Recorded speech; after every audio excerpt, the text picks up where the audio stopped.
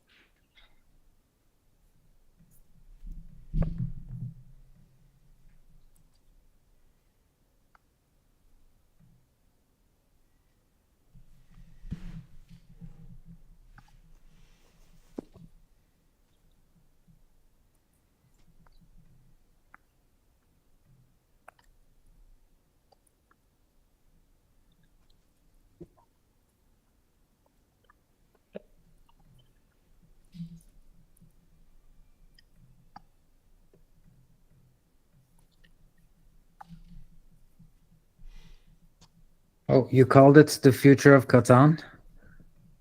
Online Catan, but I can change it. I don't know. Goku, what do you think? Online Catan's fine.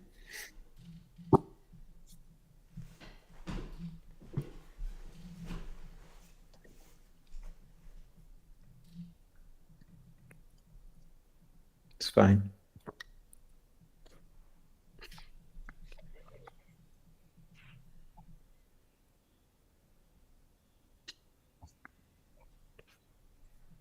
When's the broadcast going live? Is it not live now? Like Oh, on the site. one should send it a couple minutes. Okay. Should we get started then, or? Maybe in 2 minutes. Let's start. Yep. Welcome everyone. Saying hi. I'm so proud of my transparent chat thing that took so long to figure out. Yeah, it looks nice.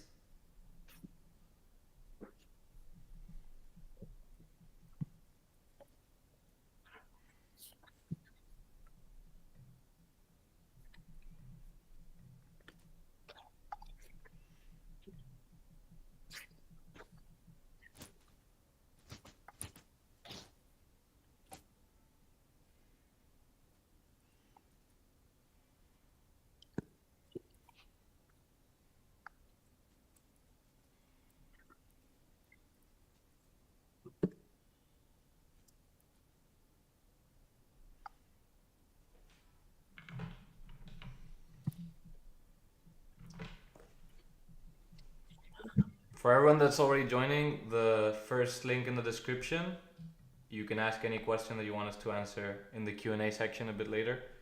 So go ahead and click there.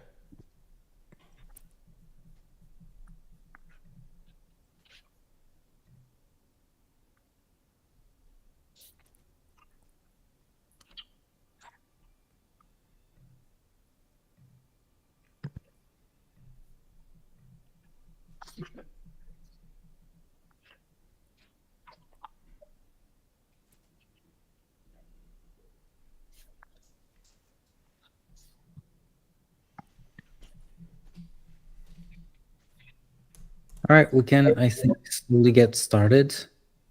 Okay, perfect. Welcome everyone to Colonist Con 2024. If you don't know, we do one of these every year.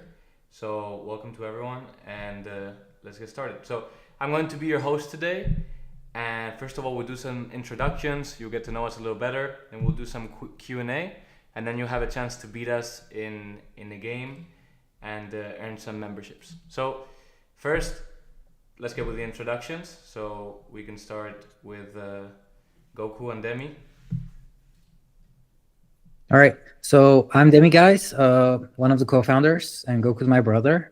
We started around 6 years ago, and I started as the front-end developer, and I did like most of the user-facing stuff on the early days, and then now I'm doing a lot of other stuff. I'm doing a bunch of other stuff right now. And one fun fact is that 2021, when during the COVID in Catan Global Championships, I was semifinalist. So that was like an interesting. Of course, the places that I live, there is no Catan tournament, so I couldn't attend any other tournament. But like that was the online one was the only one where I had the opportunity, and it was super fun. Right, Goku? So hello guys. Initially, I've coded most of the backend parts, and lately I've been doing more of the product and more of the business side of things. And just like Demi, I've attended Catan tournaments, and whenever I attended, I always went to the semifinals, like top 16 every time. But some of them I got disqualified because I played in the wrong country. So apparently you have to be a resident of that country in order to go and win, because you can't have like a US national champion that's from another country that's not a resident of the US. So before that, because of that reason, I didn't win, and then Juju won. But otherwise, yeah. Funny. I didn't know that. Jeff, do you want to go next? Hey guys, I'm Jeff. I'm one of the developers at Colonist that has been around the longest. Like a lot of you guys, I discovered Colonist during peak COVID, became an addicted user, and eventually saw the little apply now button on the website. And I thought, why not? So in the middle of COVID, Demi and Goku added me to the code base, and since then it's been history.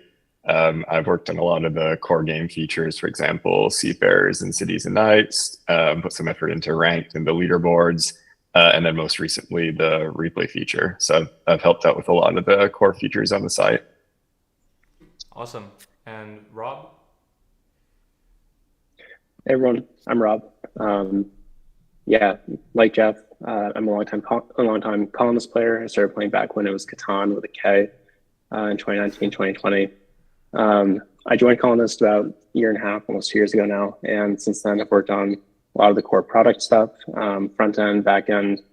Recently I've been working on the Colonist Discord activity. So I'll talk with you a little bit about that today as well.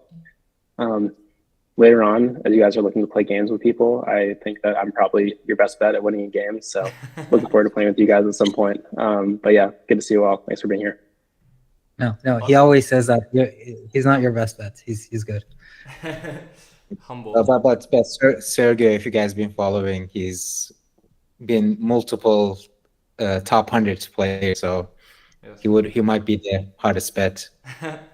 Yeah, I think that's my segue. I joined Colonist 6 months ago. I'm doing a lot of social media stuff. If you guys seen the YouTube or Instagram or TikTok, if not, you should follow. We're doing a lot of long form with other creators like It's Okay, Dandy Drew, Delighted, everyone. And we're doing some more fun, creative stuff with the short form, with the Robber, doing some crazy stuff, the Colonist Robber. But yeah, and I was recently number 6 on Colonist for base game for like a few minutes. So I'll give you a hard time later today.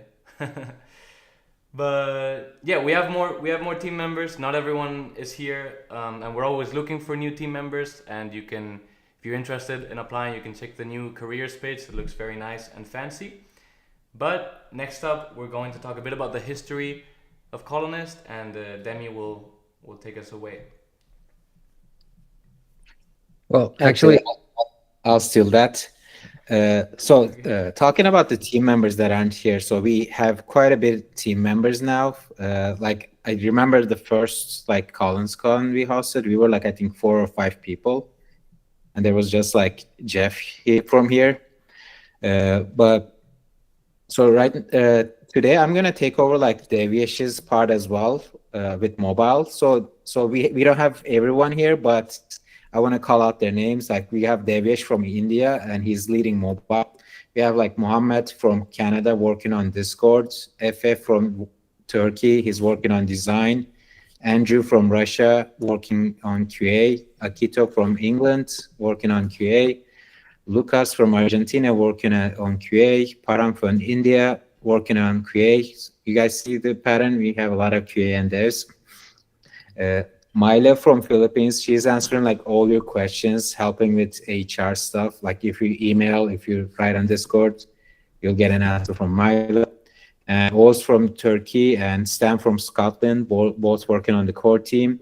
And Juan from somewhere, he wants to stay anonymous. He doesn't want people to know where he's from. So he's working on QM products, but some people do know where he's from. And we do have like other additional like advisors and new team members coming up and freelancers that haven't called out. But yeah, so Sergey mentioned like how was the history of Colonist. So like me and Demi, we used to play Catan every week with our parents, like mom, dad, and like our other brother. And we wanted to play online. And we looked at the online versions and they really sucked. They were like horrible. And we really wanted to play Catan, but like one, there is no one to play physically at any time. And two, we couldn't get ourselves to play the other online versions because they were like super bad. So like as arrogant programmers, we thought like we could make a better one in 2 weeks, like why not? So, and by the way, when we had this idea, Catan Universe already spent millions of dollars developing their product. So we thought we could do a better one in 2 weeks. Well, that was the start, and we did build something in 2 weeks, and it kind of worked. It was like a bit buggy, it was laggy, it crashed a lot, and you couldn't really customize it. You couldn't like trade offers were like wonky, but some people liked playing it and gave feedback on Reddit.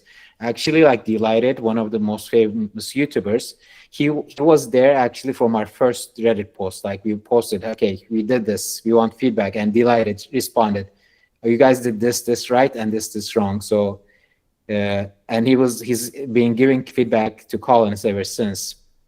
And even like after a while, like people were saying, this is better than Catan Universe. And like, even though it was like hard to even call it a game at that point, some people thought it was better than Catan Universe. So that really gave us an encouragement to continue and working on it. So from that start, we brought it to this scale, which is like right now we have like 6,000 concurrent users at peak. I think right now it was like 6,000 people playing Colonist at this moment, and we have more than like 400 to 500,000 monthly active players playing almost every single month. We usually have more than 110,000 game played a day, and we're employing like maybe, I don't know, 15 people or something like that.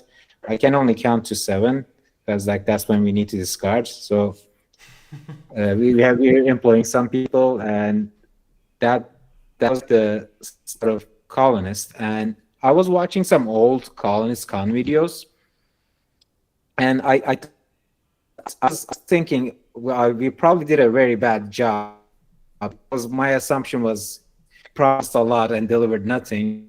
And once I watched, I was like, oh, surprise! Almost everything we said, we actually delivered at some point. Maybe a bit late, maybe a bit early, but we talked about mobile. We said ranked games, leaderboards, open-ended trades, notifications, friend system, like changing regions, bot difficulties, translations, pause games, 1v1 matchmaking, and recently added replay mode. All of these we talked about in one of the previous Colonist cons, and we got feedback on it, questions about it, and people asked for it, and we eventually built it. So I think this is the pattern, guys. Like just ask us, ping us, push us, and it will happen. And Sergey, I'll leave it to you. Beautiful. I laughed about the I can only count to 7 part. But yeah, I'm just gonna remind you guys, the questions you can leave them on Pigeonhole for the Q&A section. But next up, Demi is gonna take us through the vision and mission of the company right now. So I'm gonna put you on spotlight, and you can take it away. Right.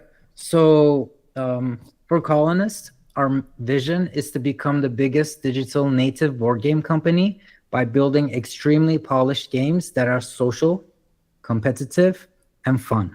So Colonist is not going to be our only game. We're going to have a lot more other games, but they're all going to be polished. They're all going to have lots of features, lots of mechanics, and the digital native part, we might get into that later, but basically making it nativized to the digital platform, it's very important for us.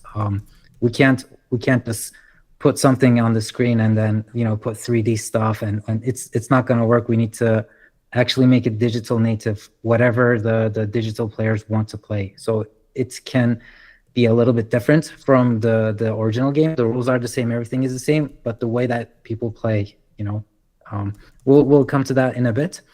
But our vision is to become the biggest digital native board game platform in the world. So to achieve that, we need to first achieve our mission, which is we need to first bring Colonist to its peak. What is peak of Colonist? To tell you guys a little bit about what the charts look like in the outside world.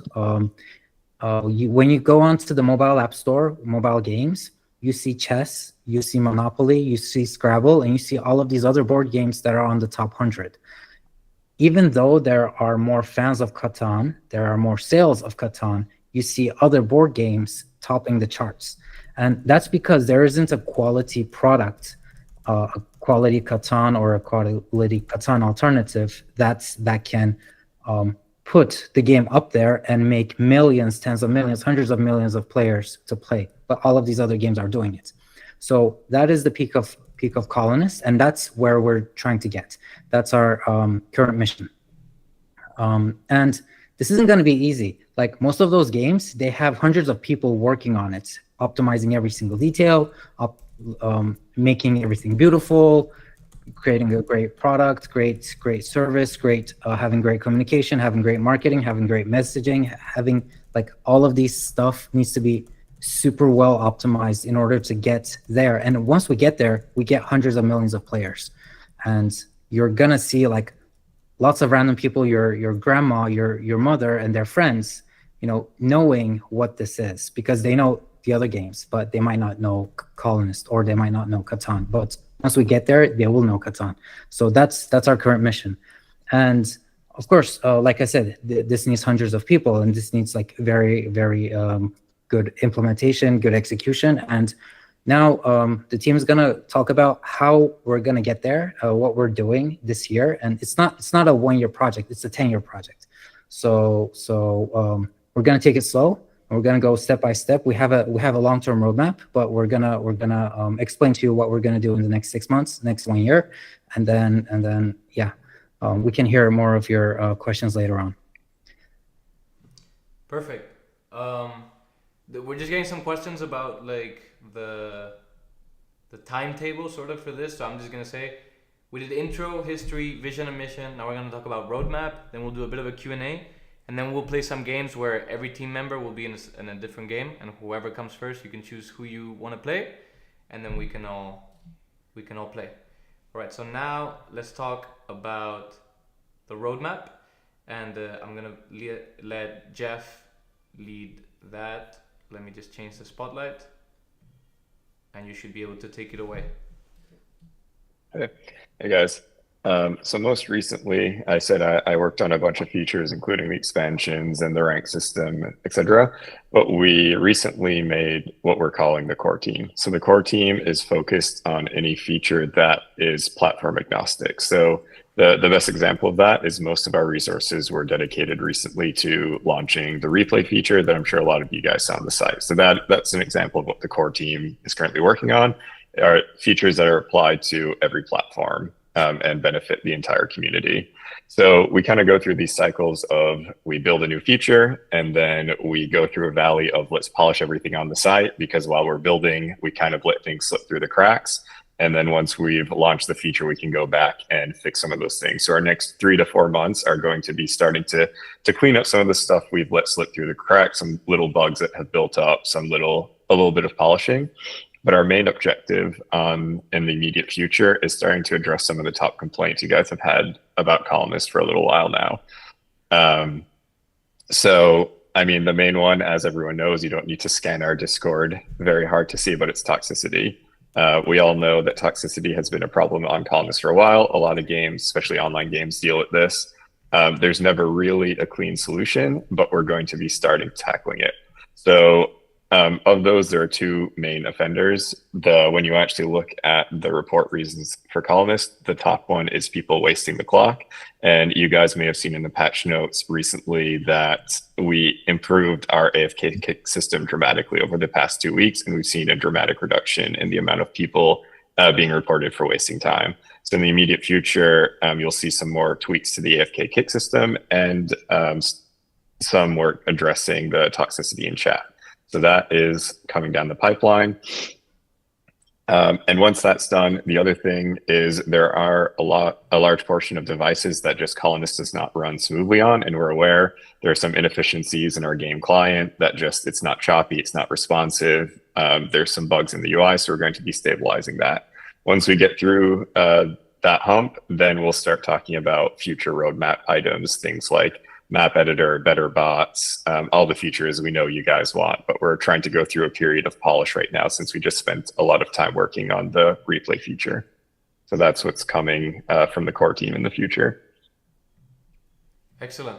And Rob, if you want to talk about your side of things. Yeah, nice, Sergio.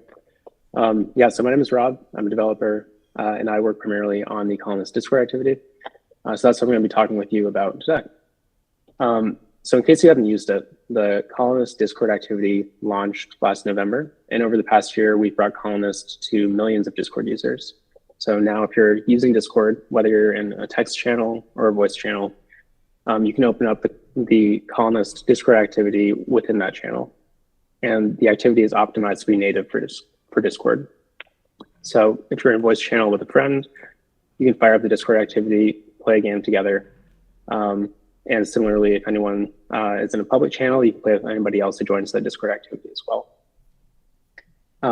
We launched Colonist as a social activity primarily for Discord users to play together in voice channels.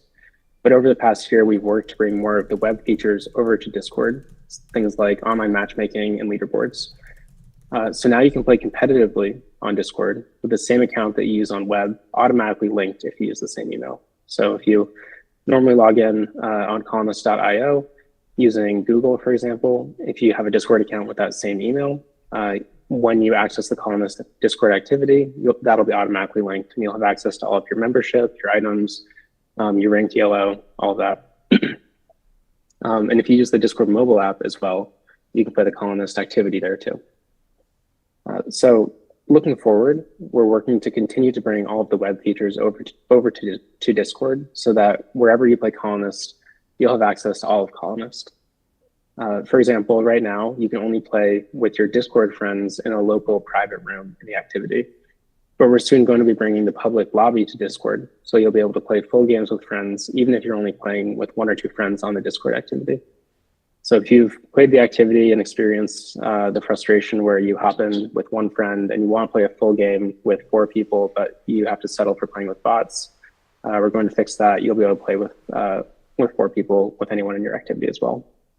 And like Jeff said, the core team has been working hard on the replay feature, and that's coming soon to Discord as well. The long-term vision for the Discord project is the same as it is for all the Colonist platforms, to create an exceptional gaming experience that is social, competitive, and fun. And with Discord being primarily a social platform, we have a lot of creative opportunities to lean into kind of the social dimensions of Colonist for the activity. That means that we're going to be improving the experience of playing with friends, whether those are friends that you've met IRL or in a Colonist lobby game. And we want to make sure that if you just want to chill while you're playing Colonist, that chilled gaming experience is as rewarding as it is to play competitively. In the future, we plan to bring all features to web and Discord simultaneously, so you'll have access to all of Colonist wherever you prefer to play.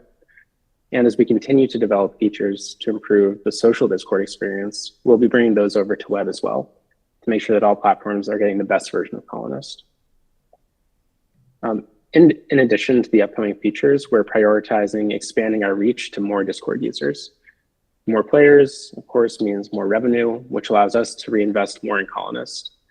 So because our ultimate goal is to get the best gaming experience we can. So like competitive players in all platforms, as we grow across invest to ensure rapid growth for our colonists. This means accelerating the feature releases, bug fixes, and overall performance improvements on all platforms as our player base grows. Again, my name is Rob. If you have any questions about the Discord activity, please feel free to drop them in the chat. We'll have to answer them. Thanks. Awesome. Yeah, I love playing Colonist on Discord. Just quickly before we move on, for anyone that just joined, we're gonna be doing we're talking about the roadmap of Colonist right now. We'll do a quick Q&A after this, and then you'll be able to play some games with the team, whoever you choose to play against. But next up, we have Goku is gonna tell us about Devie's part, right? If I'm not wrong. Yes.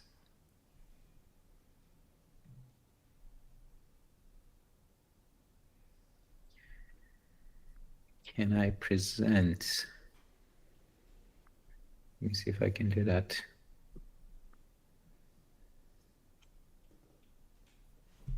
For anyone that's asking questions on the chat, again, there's a Q&A, so you can click the first link on the description, or the one that I'm copying in the chat right now. It's a pigeonhole, and you can ask everything there.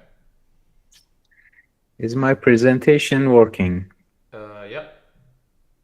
All right, great. So Deviesh couldn't make it, so he leads the mobile team. And if I do a good job, you can compliment me for doing a good job. If I do a bad job, it's all Deviesh's fault. Okay, guys? So let's go to slideshow. Okay, so Colin's mobile project. So you guys know it's been in works for like 2 years and launched properly, and it's still in beta for a long time. So we have 2 modes at the moment. You can play it on landscape and portrait at the moment.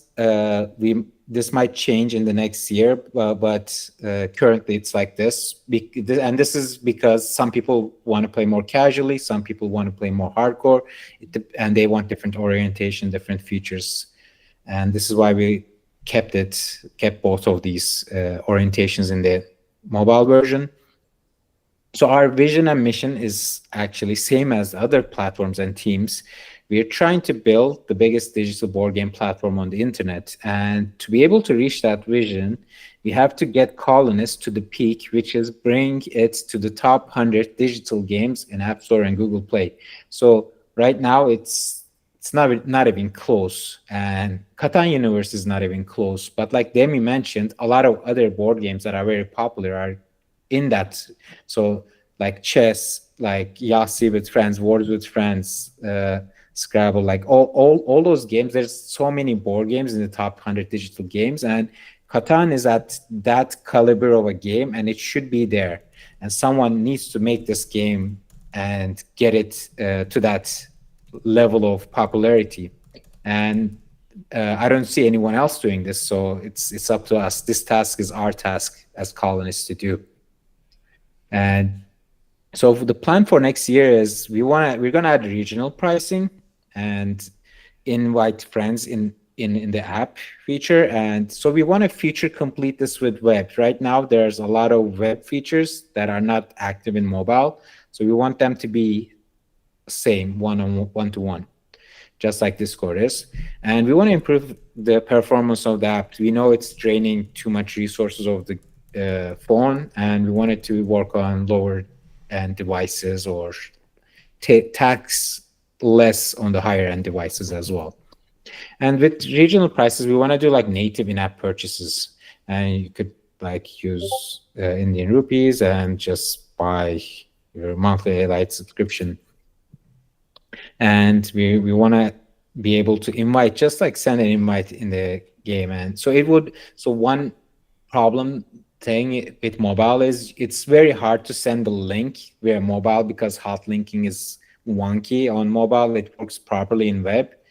So if you add a friend, the invite is going to be so much easier, and that's going to add a lot of value to the friend system as well.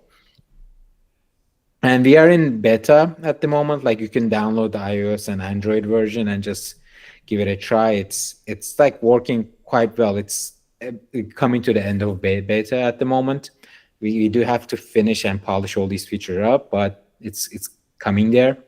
And we would love to hear your feedback about it on Discord. And looking forward for a fun gaming experience, guys. Perfect. I'm going to make myself a little bigger now. And I'm going to yap as well. Yeah, so we're not only doing product stuff. We've recently started experimenting with more social media aspect. I talked a little bit about this before, but basically for long form, we're trying to create content with all the other Colonist creators that you know, Dandy Drew, Delighted, you name it, and just creating fun content and increasing that sort of thing. Also, our best videos have been story videos so far, and there's more of that coming soon. If you want to know more lore behind the players or the game or whatever, more of that coming soon. And then on shorts, we're doing stuff.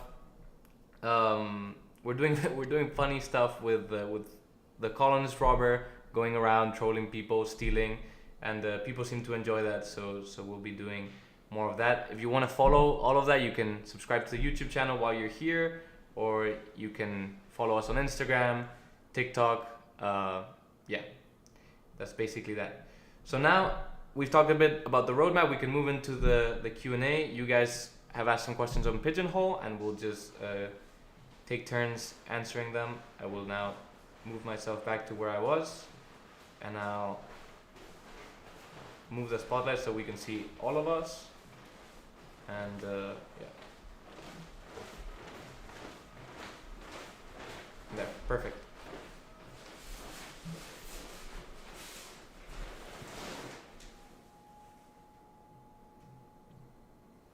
So who wants to take the first questions?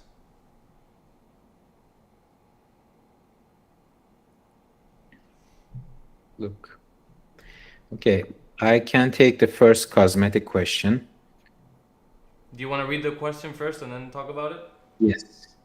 So there's two questions I see about cosmetics. One is adding new cosmetics to the game, including new colors, robbers, sets. Is it ever a priority? And another question is, are you planning on adding more cosmetics, such as more colors, icons, or even unique road, city, and settlement designs? I feel there's room to expand. So about this topic, in a lot of games, like there's this element of pay to win. So you pay and you progress, you get points or more armies or whatever. And there's other games like, I don't know, League of Legends, like Clash of Clans is a pay to win game. League of Legends is a game that's funded by cosmetics. So you don't pay and you win, you just look better. Colonist is in this sense, it's a pay to lose game. So people, if you're playing with random people, not your friends, or if you're playing with random people, and if you have cosmetics, you're going to be the first person to be targeted. Because of that reason, some people who buy cosmetics stop using it, and because of that reason, they're not selling a lot, and because of that reason, we're working on other features.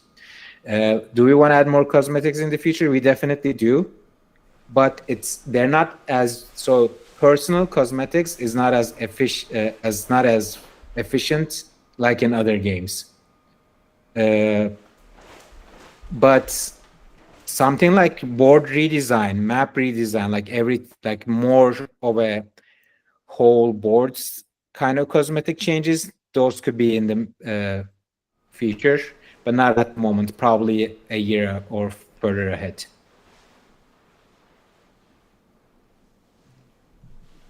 Perfect. Demi, do you want to take one or two of the next questions? I think the next one is all right. The next one is the bot logic for CNK ever coming? And Jeff, I think you should take it. Yeah, sure. So as you guys all know, bot logic has definitely been a sore spot for Colonist. I think as any good Catan player would know, our bots are pretty awful even for the base game. So we haven't even attempted to make the bots for cities and nights yet until we improve the bots for the base game. So I would say CK bots aren't coming until we decide to do a full bot overhaul, which would include making bot difficulty levels for the base game, which would allow some newer players to pick up the game, as well as some more advanced players to play against bots and actually have fun. Along with that, we would probably be tagging on expansions like Seafarers and Cities and Nights. I have seen some complaints in Reddit threads and in Discord that it just ruins ranked Cities and Nights games because as soon as someone quits, the bot just passes their turn. So we may consider doing some small balancing changes so it doesn't completely obliterate a game. But to have full support for bot CK logic, it's a longer term project we want to eventually do. We haven't found the right time to do it yet because it's not necessarily easy to get it right. And yeah, if you guys care about balancing it in Cities and Nights so that a quitter doesn't completely ruin a game, feel free to leave your comments in a Discord thread, tag me, and let me know, because there are some small edits we can make so that it doesn't completely disbalance a game, and it's something we're considering. Then I can also take the next one. Are you building a custom board layout on your or is building a custom board layout on your radar? I feel that could be a fun feature and helpful for competitive players. So the answer is yes, eventually. We know it's a feature that a lot of Colonist players want, the ability to create their own custom boards. And actually all the work we did to get the replay feature done has finished a lot of the code we need to allow custom boards to be used in the game. So it would just be a matter of creating a heads-up display so that you can actually drag and drop and create your maps. But at the same time, that is a little bit more, it falls under the category of either niche feature for ranked players because they want to balance boards, or a more for fun feature that people would use in custom lobbies. So we're trying to build the features that have the highest impact first. So it's on our radar. We haven't decided exactly when we would be creating it. All right, I think I should take the next question. So the question is, compared to other platform for Catan, where do you believe you will stand, and in what way are you going to do that with the community and the competitive scene? So basically, up until now, like over the years, each year our player base grew, and as our player base grew, the type of players that we have grew as well.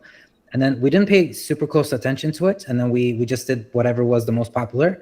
But now we have stopped doing that. We're not doing whatever is the most popular, because whatever is the most popular is usually the thing for the biggest amount of people, and then we leave like all these other different cohorts out. So I'm guessing this question came from someone from competitive scene. So what Jeff and the people that he's working with is doing is he's specifically focused on the competitive scene and the community. So he will focus his energy there, and then make sure that those type of players and those players are super happy, they're super well taken care of, and their main concerns, their major concerns are all done, and that's the type of features that he will continue building. Whereas, for example, Rob and Devyesh, when it comes to Discord and mobile, they'll be serving a little bit of different type of players and trying to increase our player base and trying to get more players and you know, just get the name out there for Colonists. So we're going to have more and more different people inside of our team catering to different audiences in Colonist. And then when you say there's like other platforms and such, the more successful we become, the more other platforms, the more copycats of Colonists you will see. And once we reach 100 copycats, that means we're super successful, and that's the goal. We want 100 people copying Colonists and trying to replicate our success. And yeah, that's where we're going. That's eventually where we're gonna get. But whatever they do, we're always gonna be the best because, you know, copycats. And next question. I think that would be mine. The ELO system. Or Goku, are you going to jump in? No, go ahead. It moved again. It went all the way up. So the question is, what is the logic and story behind the ELO system? It confuses a lot of people that some people have a way higher win rate, and our lower rank keeps jumping on me. How does those placement matches work in your placement? So yeah, this is something I acknowledge. We originally coded the ELO and rank system. I would say we haven't touched the algorithm a little bit over a year now as we focus on other things. But the general consensus is if anyone wants to get a more detailed view of how it works, you guys should search up how the League of Legends rank system works. I would say ours is relatively similar to that, except League of Legends has way more players and they reset on a yearly basis. We have fewer players and we do a soft reset every 3 months. But the very quick answer to the question is it takes into account your previous seasons. So if you did well in the previous season, and then you do kind of okay in the placement games, it doesn't ding you extremely hard. So you end up being approximately like middle of the pack. Whereas if a player did poorly in the last season and then completely crushed their placement games, then they end up falling in about the same spot. So then from what you see at the beginning of the season is that someone has a 10% win rate, but is about equal to someone that has a 90% win rate. That just means the player that had a 10% win rate did better in the previous season than the person that got a 90% win rate on the placement games. We don't do a great job of showing that in the UI, so it makes it a little bit confusing. And then for the first 1 to 2 weeks of the season, there are people posting, hey, this doesn't make sense. These numbers don't add up at all. Like, why am I ranked lower when I had a higher win rate? And then after everything equalizes after about a month, those comments go away for about 2 months. Then the season resets and they come back. So we understand it's a problem. It's not super intuitive. We're going to make some slight tweaks to the system in the future, but ranked algorithm has not been our main focus recently. So we're kind of taking note of all these complaints and we'll do a fix in the future. Oh, I see a comment in the chat from Wheatcoin here. Taking into account previous seasons is bad, then why even have seasons? So, I mean, this is how most ELO systems work. If everyone were to completely reset to a hard average value every 3 months or maybe every 6 months, that means all of your progress is lost. So it's a bit of a balancing game. Some people completely hate having their progress lost. Some people like having a small reset. So I would describe the transition between seasons is a soft reset. So it takes into account some of the progress and does a small reset, which allows you to kind of reset your trajectory, but doesn't do a full reset back to 0 because it takes a lot of games to equalize.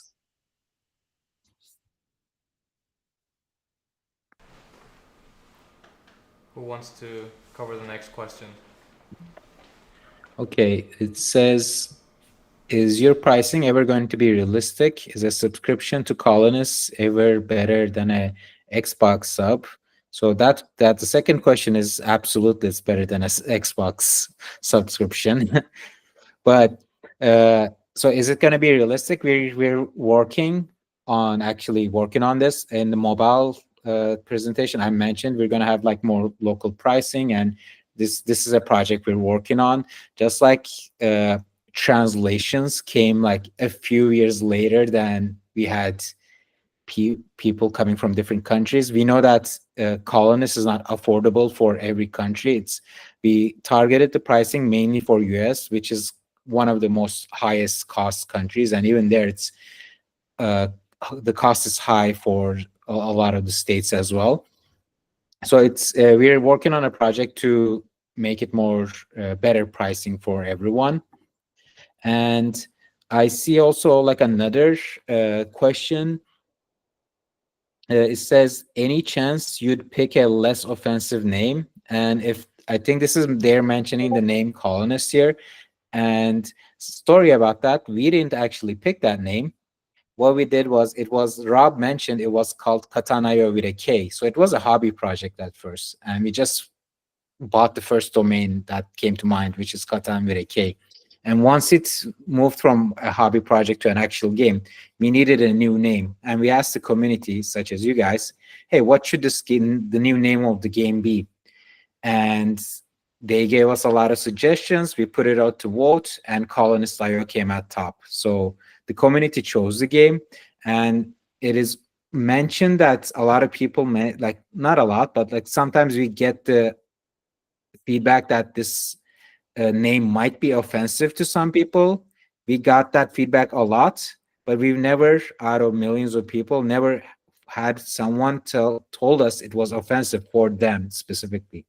So that's, and Sergey, I'm seeing some stuff moving behind you. What's going on there? Yeah, I don't know what's happening. Yeah. It's only in the camera. When I look back, there's nothing. Interesting. Yeah, it's bizarre. Yeah. But yeah, do we want to keep going with the Q&A or? Yeah, I feel let's like do. Rob Let's. should answer something. Yeah, Rob, select the question.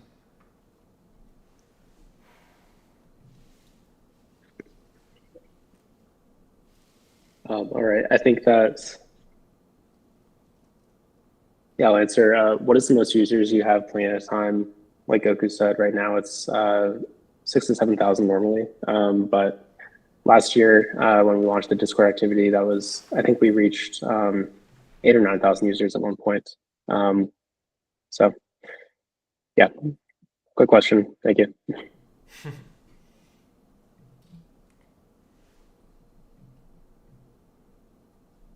We can also move to the games if you guys aren't inspired by any of the questions. Maybe we can answer a couple more questions. Okay. I see it like this. One question like it says, can I invest in your company? And so the answer there is no.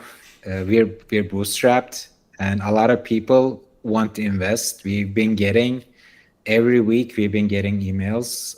This is the same question, and we wanted to keep it private, so the company is not affected by a board of directors or external shareholders that would change the direction of the company. We want it owned, like everyone here that you see owns the company. They own the company stock. So we only have the employees of Colonist owning Colonist, and that's how it will continue on unless something major changes.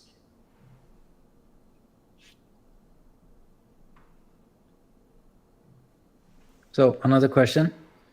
It says, will there be a future coming that you can see your friends playing and click on them and linked to their game?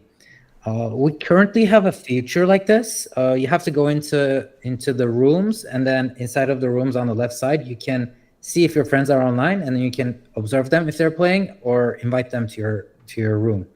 But I think you don't play a lot of room games, so maybe you want to see that feature inside of lobby or inside of some other page in Colonist. Please write in our Discord or email us on where do you want to see that feature and how you want to use it, so that we have a better idea and then we can build it accordingly. Another question is, if you could pick a resource for the rest of your life, what resource would it be?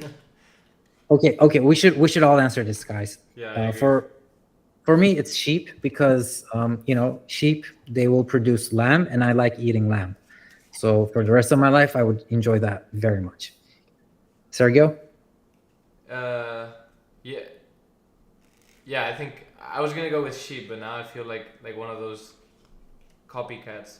But yeah, I'm gonna go with sheep, because you get the wool and you get the food and you can even make cheese out of them. Yeah. Not out of them, but from them. Jeff, what do you think? I'd go, or you gotta build strong cities and walls. Rob? I'll go with wheat. I'm happy to go with bread as one of my main staples, and also I want to be able to win Colonist, so can't win Colonist without wheat. And Goku? I'll go with wood or lumber, but I want to be in the Black Forest map. Yeah, fair. Cheeky. All right. So there's another question. Have you seen a reduction in the number of players games after the release of other competitors? So we've never seen such a thing because we have such a like a large user base, and then whenever there's a competitor, they usually have like, you know, this much. So it doesn't usually affect our we don't see it in the numbers.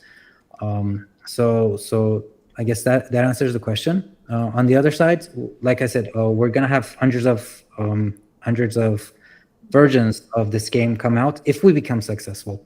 That's a sign of our success, and then we're trying to actively do that, and we're trying to see, like, are people getting inspired to build more and different stuff. And then one of the things is, if we do our job well, that player base will not go anywhere else. And if we don't do our job well, that player base will of course go somewhere else. But we're here, and we're actively, as you can see, working on doing our job super well, so that player base is super happy, and all of the player base. Of course, there's going to be, like, you know, a super niche player base here and there, where they might find like some value in some other platform or some other niche. But of course, majority of the player base, we're going to make them super happy, and we're going to try and make everyone super happy. But of course, you know, the larger we become, the bigger the amount of people. And then we're hoping to achieve hundreds of similar games coming in. Awesome.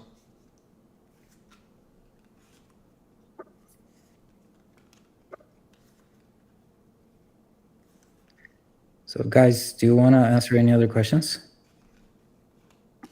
We can jump on the games on this. Yeah, let's go. All right. So how are we going to do this for the games? Do we share the links on the chat or in the Discord? So guys, we'll be on the Discord, Colonist Discord. You can find the link in Colonist, or Sergio will share it in the chat. We'll all join different tables, and then you guys can join, like, first come first serve our tables, and then we can start a game. And then we'll share the links of the rooms that we create with Sergio, and then he will stream those games continue streaming those games. Do they just And join whoever, do they just join the voice channel, or? yeah, they just join the voice channel, and then we'll all individually start games. Okay, perfect. Yeah. All right, then it's first come first serve. So if you want to join, just go into the Colonist Discord and scroll down to the voice channels, and you can join. I'm gonna play Cities and Night Seafarers, so if anyone wants to play that, join my room.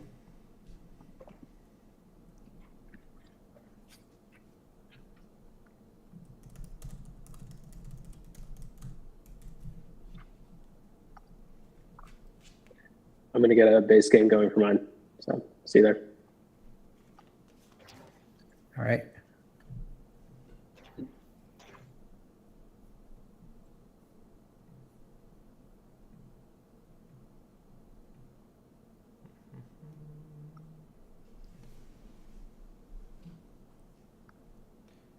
Which table for Cities and Night Seafarers? Demi's table, which is going to be number 7, table 7.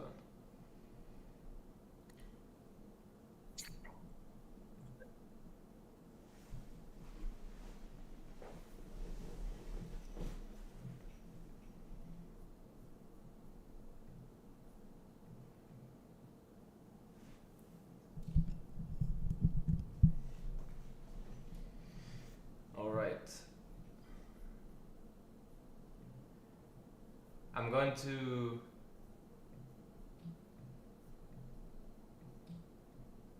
I'm going to disappear for a second while everyone's organizing, and then I will come back and we'll look at the games and talk about it. You guys are still being seen right now, FYI. So you can talk and chat.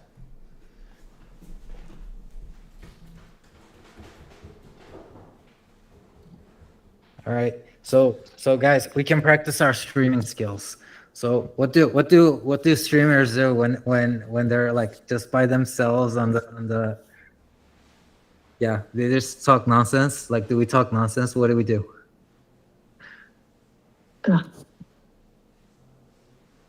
Usually you can do a viewer game if you have time. It depends on how much time you have to fill up.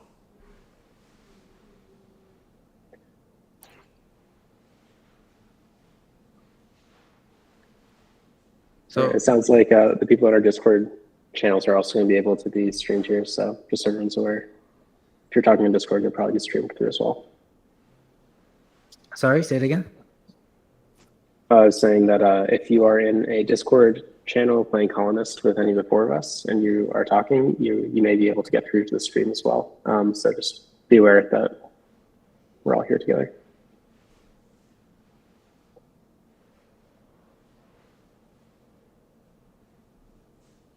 It looks like Jeff and I both have some room at our tables. Demi does too. Yeah, worst case, we just play together.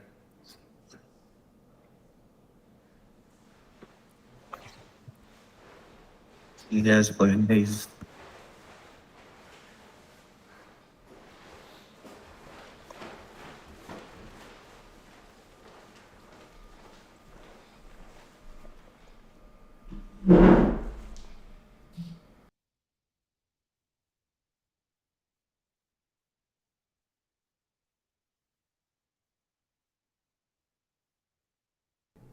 I'm back. Sergio, what happened to your outfits? What do you mean? You look different. No, this is completely normal. Are you getting ready to roll sevens? I'm getting ready to troll your games. Have any of the games started? No, we're looking for a force to play Cities and Knights in table 8. Okay. So table 8 is Cities and Knights. Table 7 is Cities and Knights and Seafarers. Jeff, what's your table?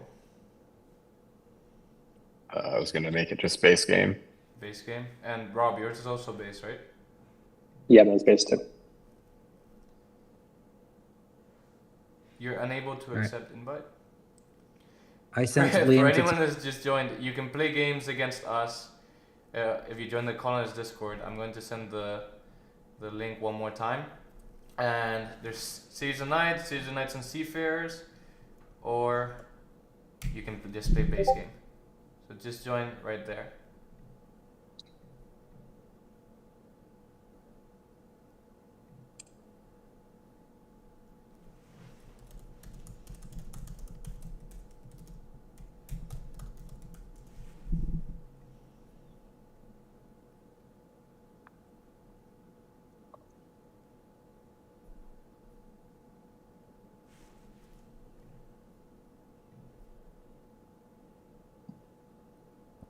Jeff, I don't see you guys having an activity icon in your table. I was sending a colonist link. Oh, okay. I thought you guys were gonna play through Balance Discord. Oh, my Discord account isn't an admin. Okay. I mean, I guess I could, but Table 8, you guys have 4, right? You guys should be good to go.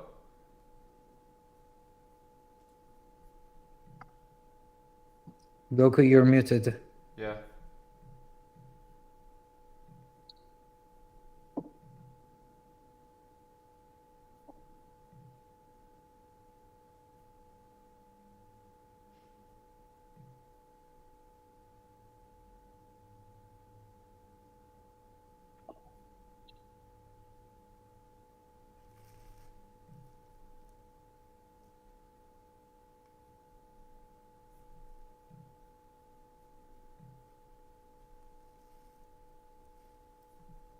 Guys, one missing for table 4 for base game. I sound like some sort of bingo announcer. But if someone wants to play Yeah. base game and beat Jeff and potentially win a membership, table 4. Yeah. Rob, one join. I'm there's sending only you there. one person. There's only one person in the room right now, like in the actual room. Sure. Yeah, I'll join.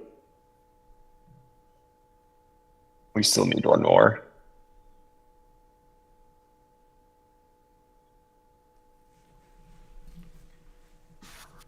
I can join as well. but it decreases the odds of the other player winning. They have 4 right now, right? No, there's only 2 in the actual colonist lobby. Oh, I see.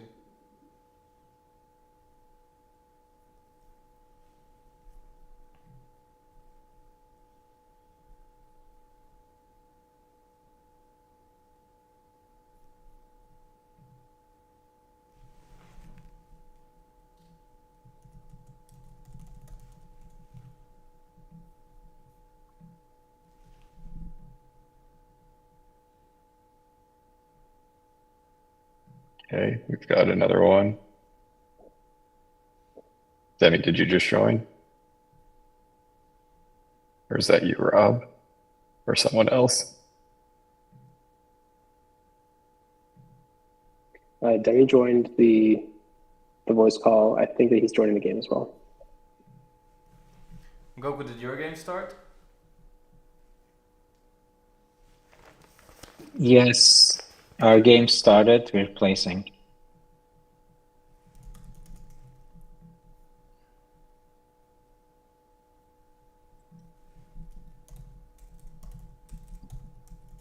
Rob, you left? Rob never joined. Jeff, can you make it like a 6-player game so Rob can also join? And then we can just play like that.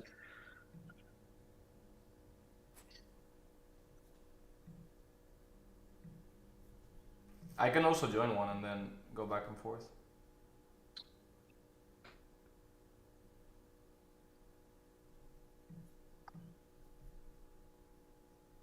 Anything left to join? I believe so. You guys can still take one more, right? Yeah, I'll send the link.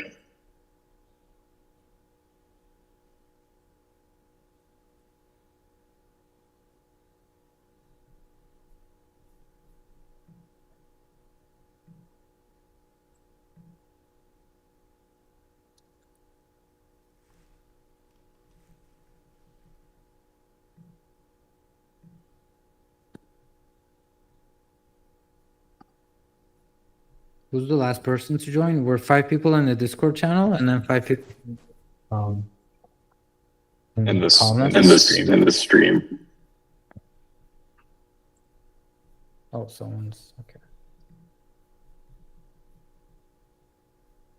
Yeah, we can just get started.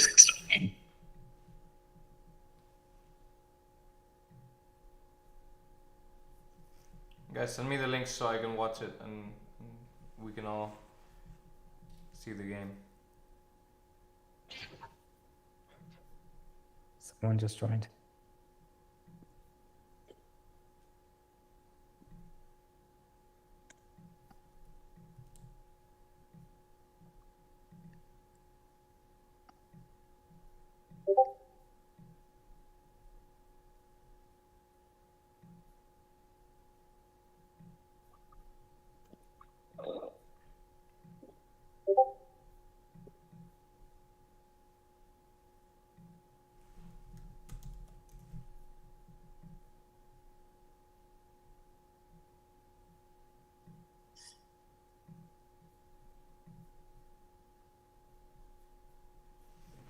So we can't watch Goku's game because it's an activity, right?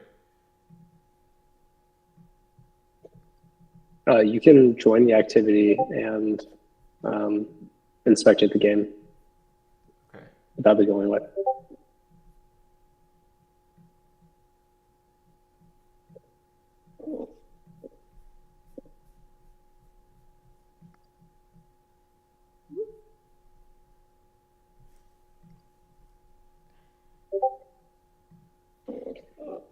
Man, I'm not liking my 5th position here on this map for 5 to 6 player.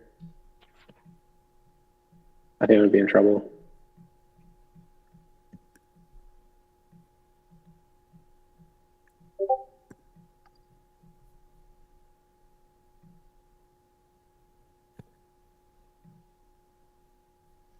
I'm trying to add your guys' faces to this too, so we can see everyone.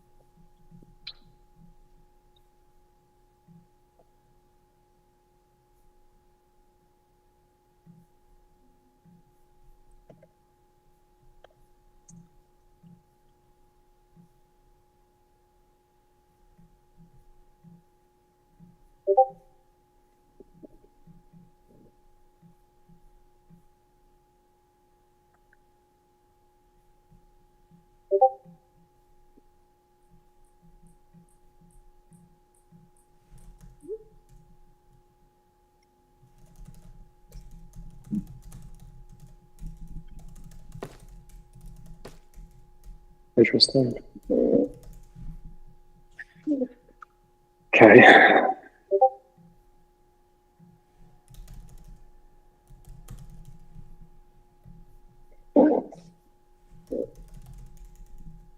Hmm.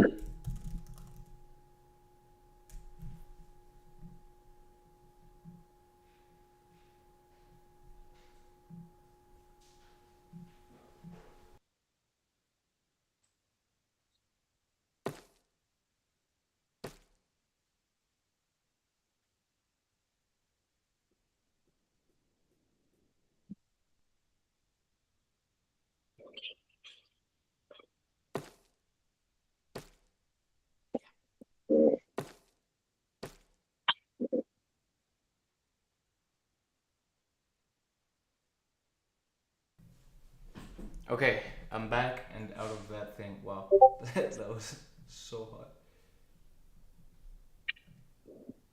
All right, how is this looking?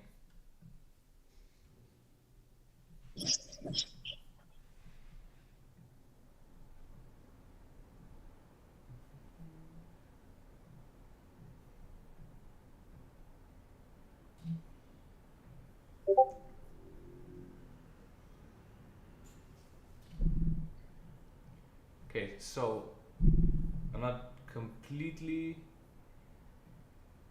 sure how to jump in between this and the Discord game, but we'll figure it out. Don't you guys worry.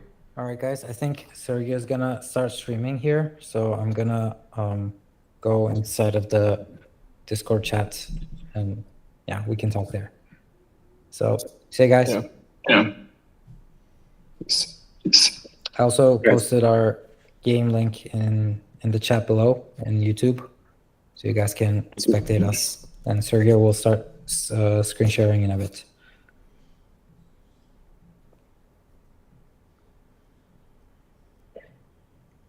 Catch all the Discord there as well. Sergio, I'm streaming my screen. Yeah. Okay.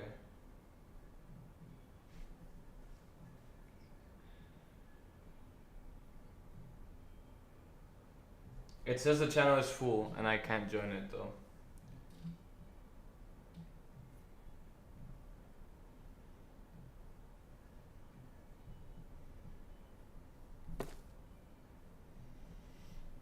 Okay, what do we have going on here?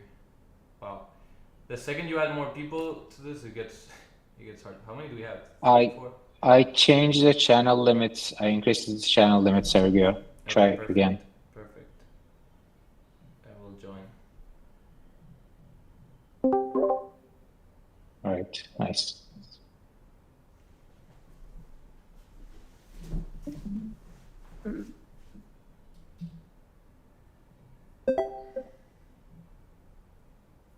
Whatever you try, Liam, you're not getting a city from us. Oh, thanks a lot. Oops. All right, Oh, guys. kissing.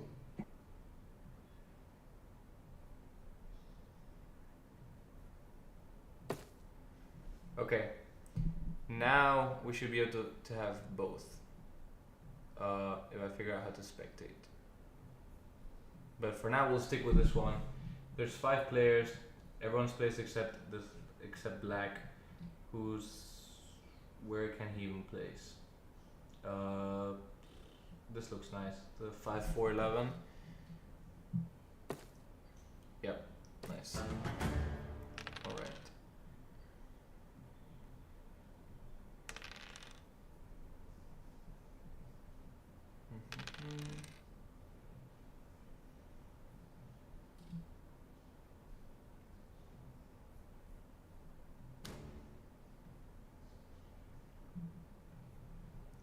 Okay, so we'll jump around between these two. Rhythm right, that is so lovely of you to say, and highly appreciated. By the way, delayed response, but okay.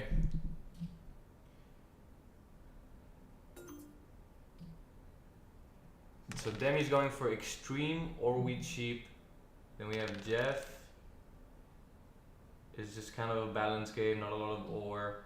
We have blue, Same, pretty balanced. Everyone looks like they have good setups. And then orange. Oh, orange just got plowed ruthlessly. I was going to say that like, his game looked good, but now it's not that nice because where do you expand from there? That would have been a nice spot. It's a great spot for black though. A lot of production here, and all resources looking good. Would be nice to get a bit more wheat to balance out with his sheep and ore, but hey, it's looking nice.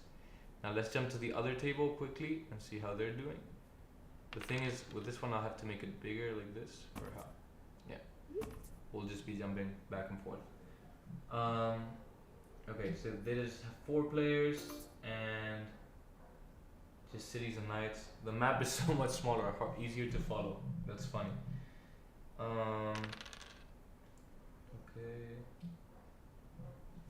We have our good old Trissy got plowed in the beginning by Goku.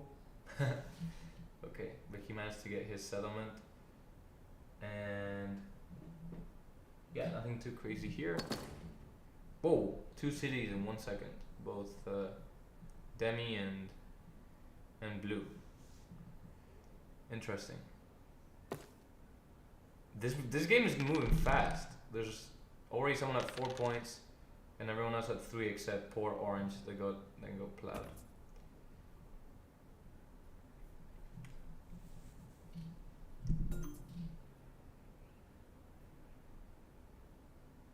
Here they're explaining special build phase. If you guys don't know how it works, is between player turns you can click the red flag, which we can't see because we're spectating, but you click the red flag and then you can build in between turns. You can't trade or use development cards, but you can build cities, settlements, and buy development cards. It's so that you don't have to discard if you have a bazillion cards and a lot of turns to get to you, right?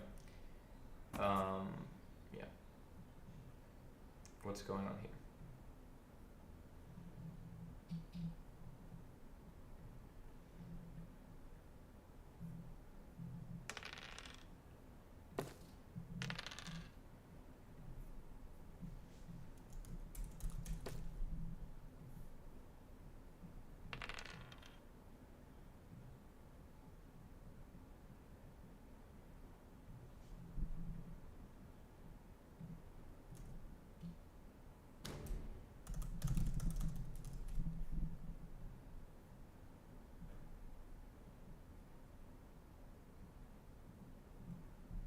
So okay, Demi's just capitalizing on his strong or with cheap setup. He's 3 down devs and 1 knight played so early on already. That's crazy. But yeah, it's fun. Do you guys play with 5 to 6 players often or ever? It's quite fun. I don't know what you guys think. What do dots under numbers represent? It's just their likelihood of rolling. So if you see, since you have 2 dice, there's more combinations to make certain numbers. Like 7 is the most likely, and that one obviously moves the robber. So 8 has 5 pips, 6 has 5 pips, and then it's sort of like a curve. And yeah, it's basically that's what that means.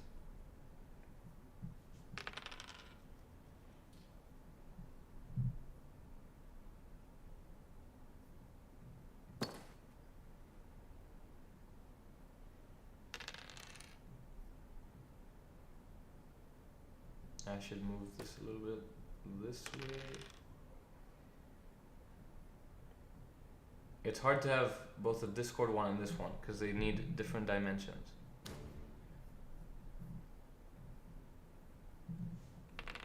But let me know if you guys want me to change something on the stream to make it easier to follow.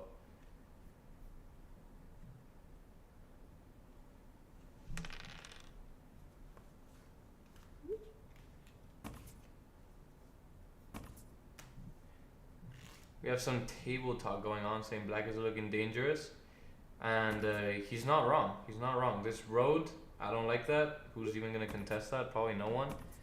And if he manages to get a city up, it's going to be hard because not that much wheat and not that much ore. But if he manages to get a city up, that would be quite nice and it would look quite good. always block Demi. I stand by that. I believe that too.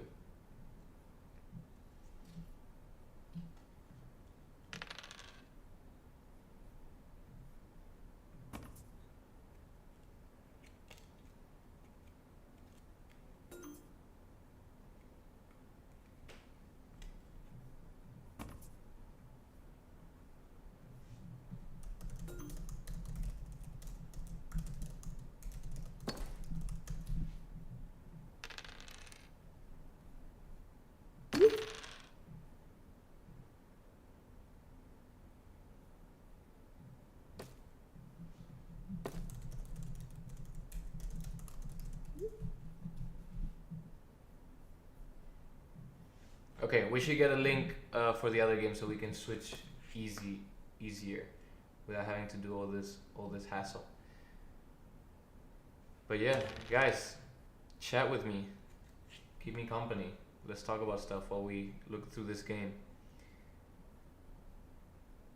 So Demi is quickly looking dangerous. 2 cities. Now he has even more sheep. All these down devs.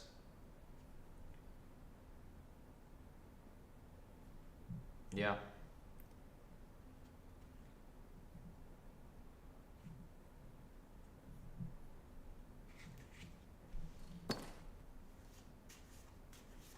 But I'm surprised how quickly this game got up and run. Like, everyone has a strong setup. It's looking strong. It's looking competitive. Black has 2 devs plus longest road. This is true. Longest road is definitely coming up. Black is looking just super strong. But Demi isn't that far from it. He'll probably gaslighting is real. But yeah, Demi will probably be getting the army. So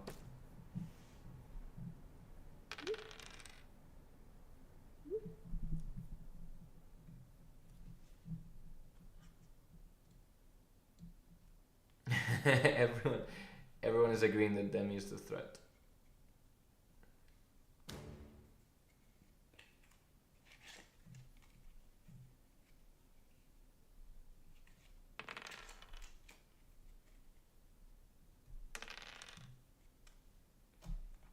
Oof, the 9 rolls for Demi are just crazy. 3 sheep and 2 ore right now. That's crazy. So see, Orange just entered the special build phase, right? It's not his turn. His turn's gonna take a while to get there, but since he was at 8 cards, he entered the special build phase and he can just build a road in between to be back to 6 cards and not have to discard the 7 rolls. Good block there. Don't let Demi get that wheat. And let's see.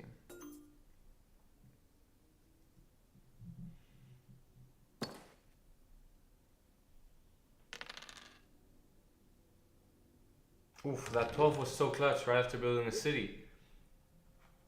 Fight army or we are cooked? Who's going to fight army? Probably only blue has a chance, but no, there's no chance. Two knights played, 3 down devs.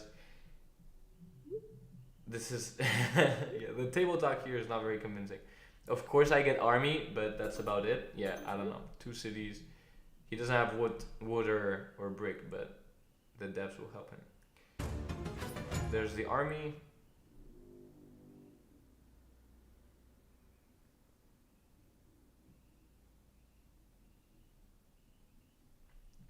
And yeah.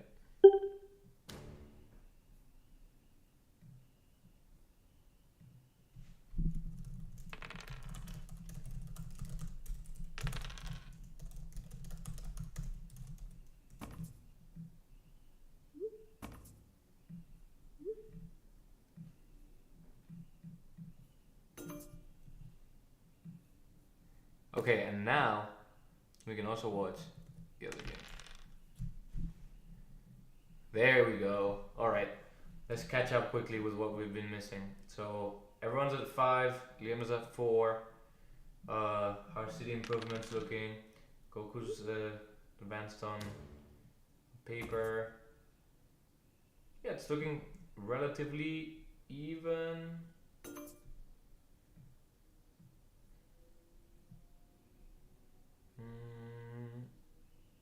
Okay. This game is moving a little faster, so we're gonna focus on this one for now. Did we miss anything important? No.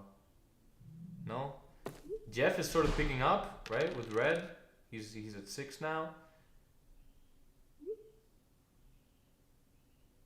Black sort of lost momentum, right? He started super strong, but now look at Jeff. Jeff's at 8 right now. Black is probably almost definitely going to steal the road, and then it's not going to be.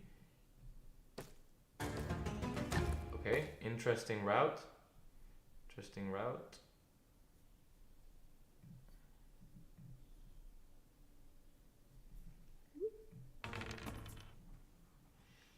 Ooh, big discard for Demi there, for the the public enemy number 1.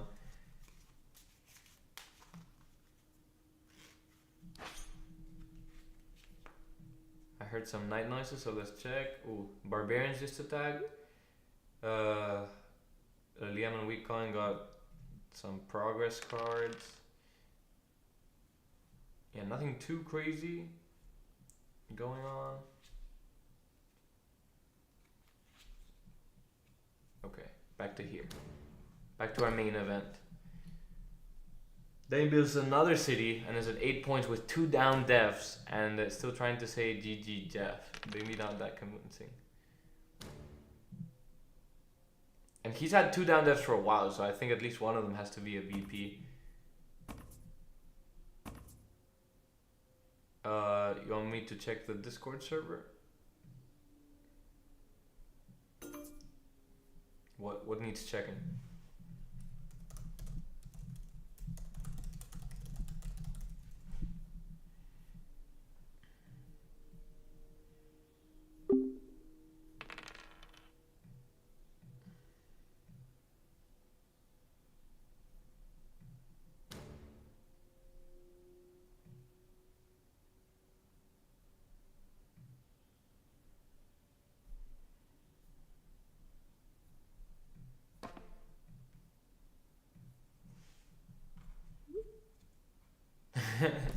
Then he's whining that he got robbed so many times, and yet there he is at 8 points with 2 down devs. I wonder why. I wonder why this is happening.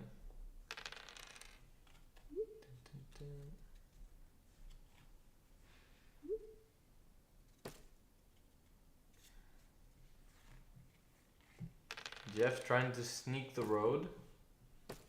Jeff could. Oh, nice. This is could be anyone's game. Maybe not anyone. Orange has been kind of cursed from the beginning, but yeah. Blue could maybe steal it away. Because what's Demi? Demi's probably at 9, right? So he either needs another VP or somehow make a settlement. But where does he make a settlement? He needs 2 roads for that without any wood or brick. So at least unless he has a road building.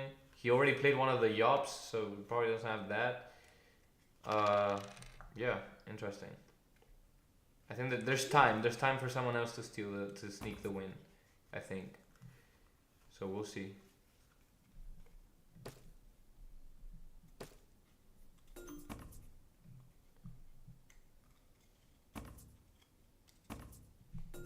Jeff can win with 2 roads. If he has a VP, this is true. But well, he needs 4 right now, so not anymore.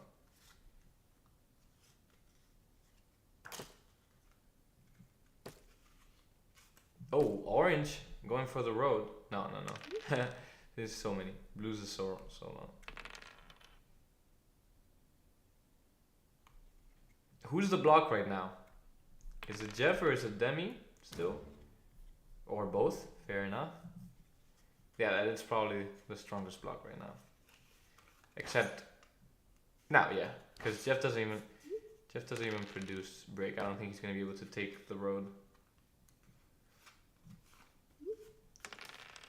The table talk is getting real right now. Not the passive aggressive smiley face from Demi. That's funny. Yeah, the 9s are just so strong.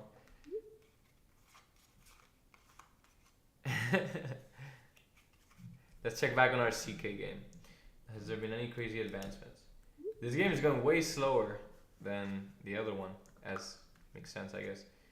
But yeah, nothing crazy on the city improvements aspect of this, and no one's building much. Yeah, it's just going slow.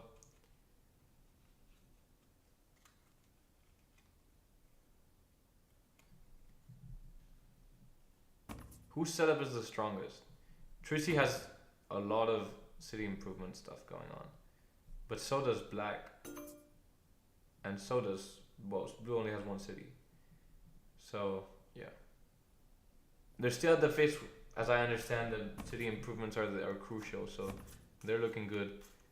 Wheatcoin and Trissy, so that's maybe not that surprising. But yeah, I'm not that good at CK, so we're gonna stick with our main event. Jeff saying that the dice are rigged is very funny, cause yeah, he hears that all the time. For some reason you cannot join the Discord. You must have a ban or something. Should I give you my Discord ID for check? Yeah, please do. Please do. We should get that fixed. There should be no problem.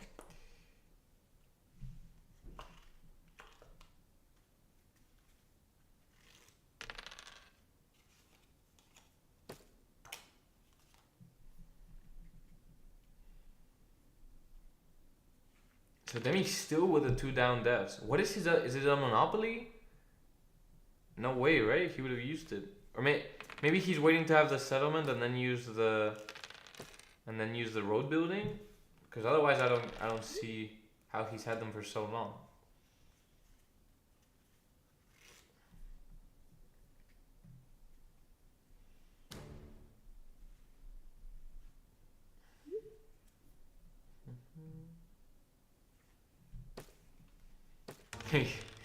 Orange completely concedes his ability to win, which fair enough. Time to steal from Blue. That's so funny. The attempt at deflection being at it was a knight. All this time it was just a knight. Okay, interesting.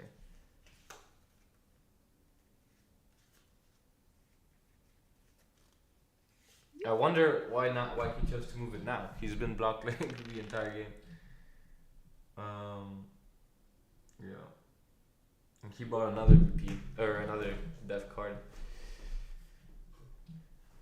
Yeah, I mean that's the way he wins. He either draws a VP or builds a settlement somewhere.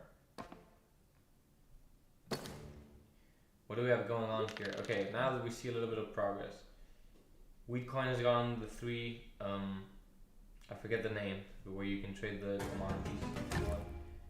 Liam has the 3rd level knights, that's cool.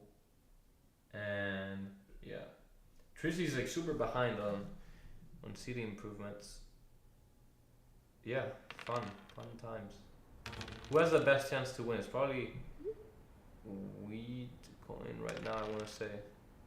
I think he's blocked, so I guess they're also thinking that. So, who took the road? Orange takes the road. Funny.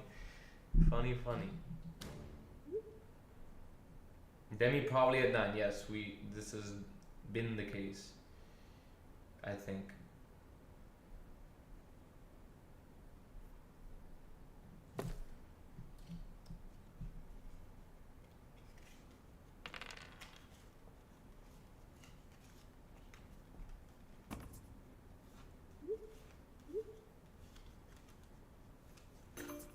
You hit the... Hey, watch out with orange. Watch out with orange. There could be a crazy comeback here, and it wouldn't be... Jeff definitely at 9. Jeff is definitely at 9 now. That is true. So how does Jeff win? Jeff can win with either road and a settlement, or... Wait, what are his 9 though? Wait, what? 2, 4, 6, 8. How does he have 9?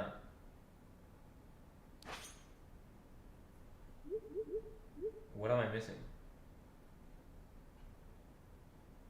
Oh, his other settlement. Okay.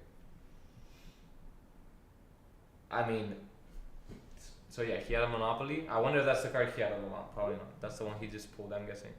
So here should be the win. Otherwise, I'd be quite surprised. Because he has the... He has 16 wood. Road, settle with 19 should be possible. He doesn't have any ports, so...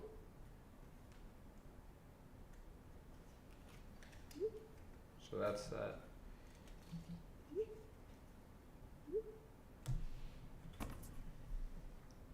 Black wins with connecting. You think he has 3 victory points? That would be wild.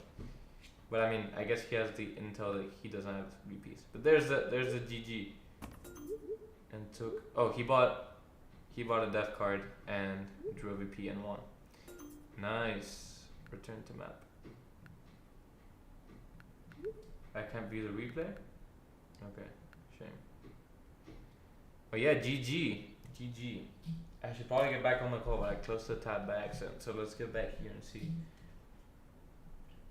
So Liam has a bazillion knights. And not much has changed. Goku has Aqueduct, that's cool. And Trissy has to discard. This is not Trissy's most legendary performance, I think. So far at least. He can always come back. We know that.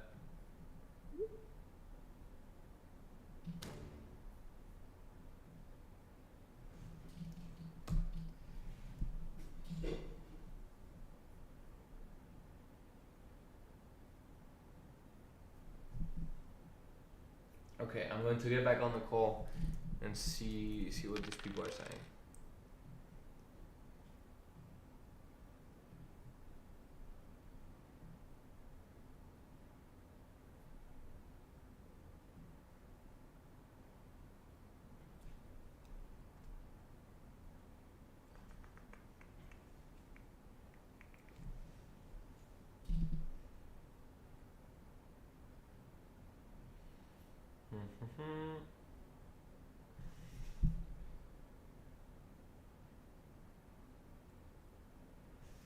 Weak going gets Fortress.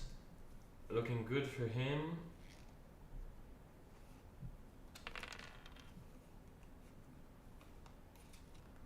Yeah, he just gets 4s, 9s. That's good. 2 good numbers to get coins on.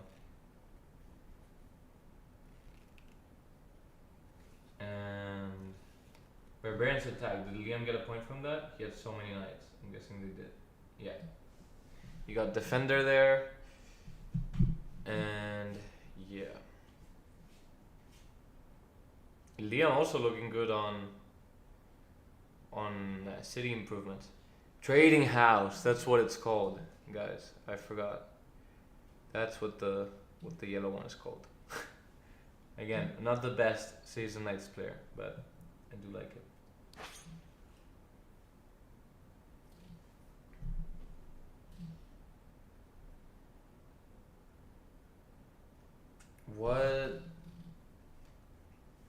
Who has the best chance to win here?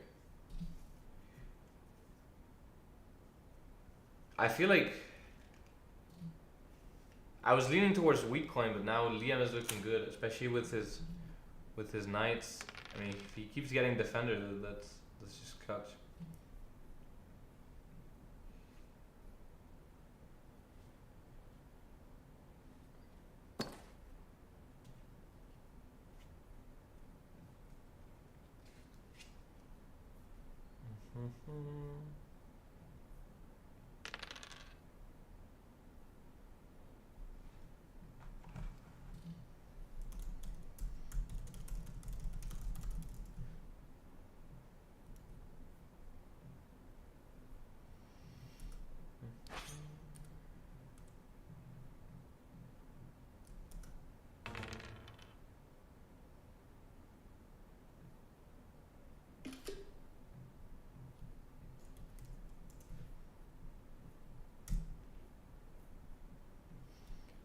Alright.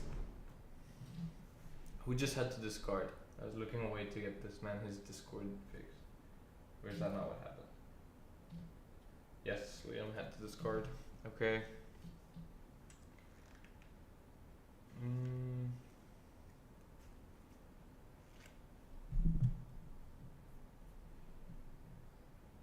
I don't.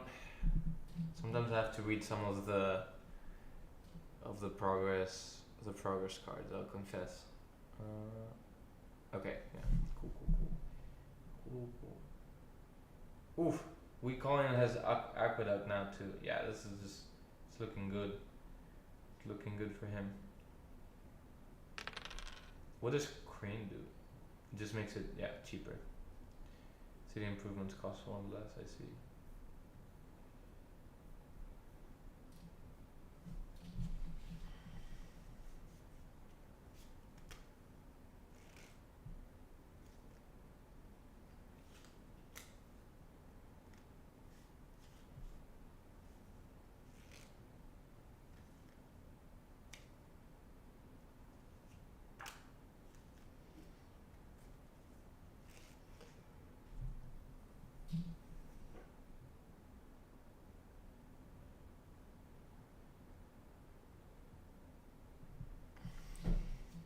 I really like this light blue color. I always play with white, but I feel like I might play with that more often now.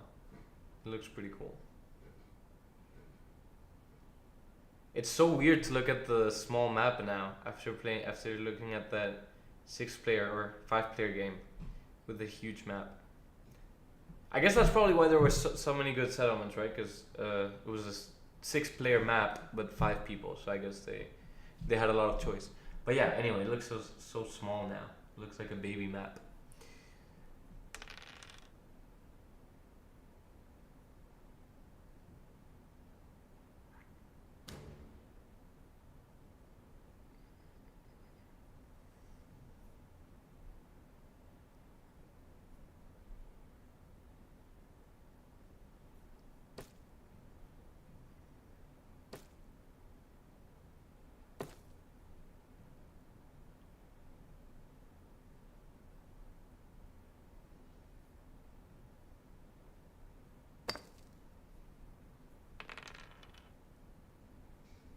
Let's make this a little bit bigger, maybe. Move this here. There we go.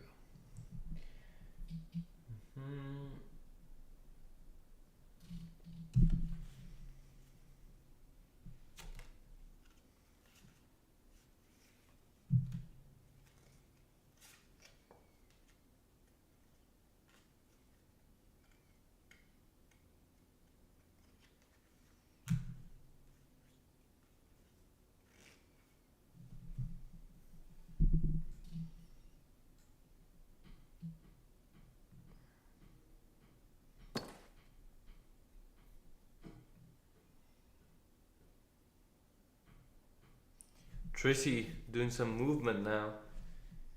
3 cities. 10s are amazing for him. No Metropoly yet. I wonder who'll be the first one to get it. Wheatcoin is like so close to all of them, but yeah.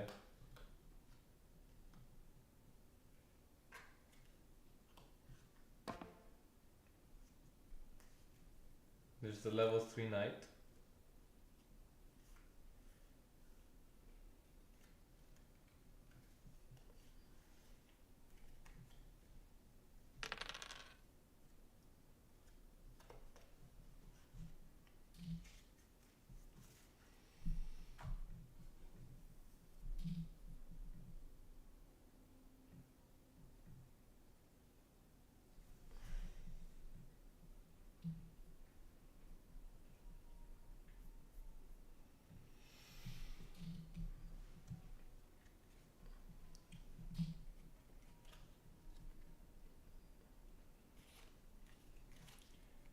What is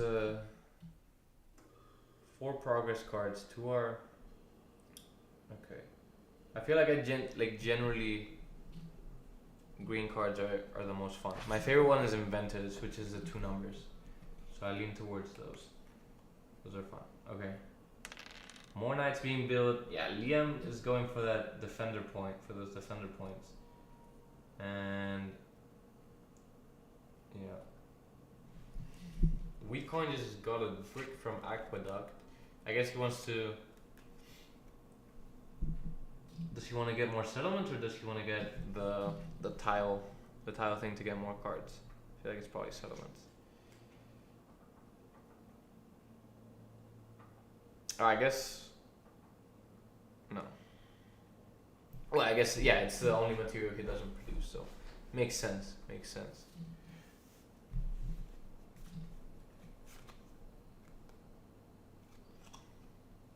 How does Goku win here?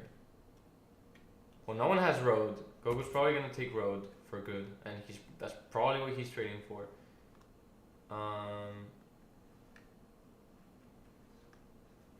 Yeah. So he gets road. He's at 9, and then maybe Metro, Green Metro. Oh, he's not trying to get road. He's getting a settlement. But still, like, who's gonna take road from him?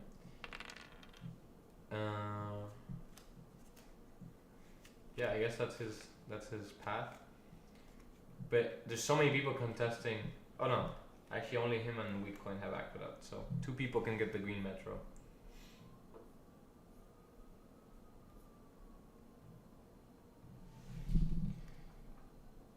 Trissy also gets Trading House. Trissy getting a little bit of momentum now. And Liam gets another defender point. And the 8 rolls, which is huge for Goku. Or, not that huge, but it's a nice roll for sure.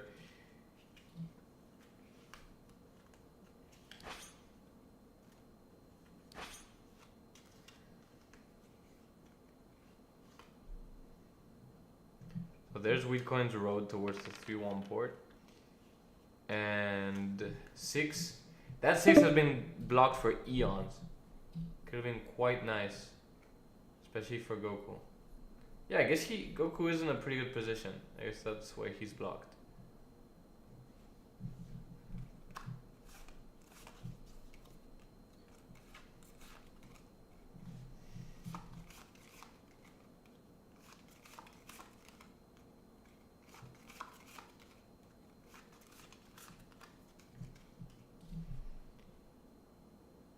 Interesting. Is he going for the Metro? Does he have enough? You stole 2 cloth. Does I give it to him? Maybe not.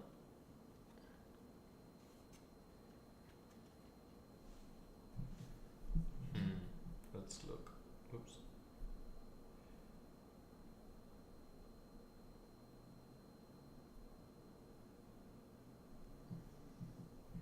Uses merchant. And what he trades some sheep for the remaining cloth that he needs, and gets Metro. Oh no! Interesting. We'll go to the blue Metro. Wow. I mean, I guess he could have gone either way, no?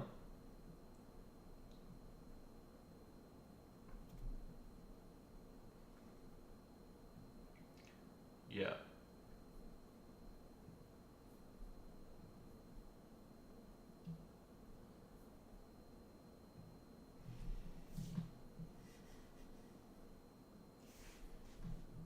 Goku gets the merchant, and there he gets the green Metro.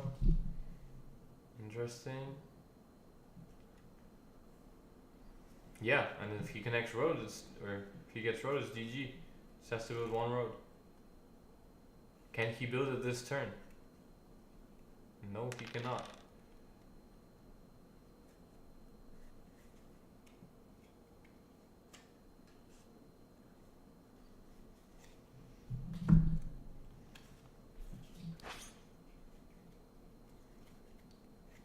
So this is on track for the two colonist, not only the 2 colonist team members to win, but the 2 colonist founders to win and eliminate any chance of anyone getting a membership by winning the game, which is funny or abusive. Yeah.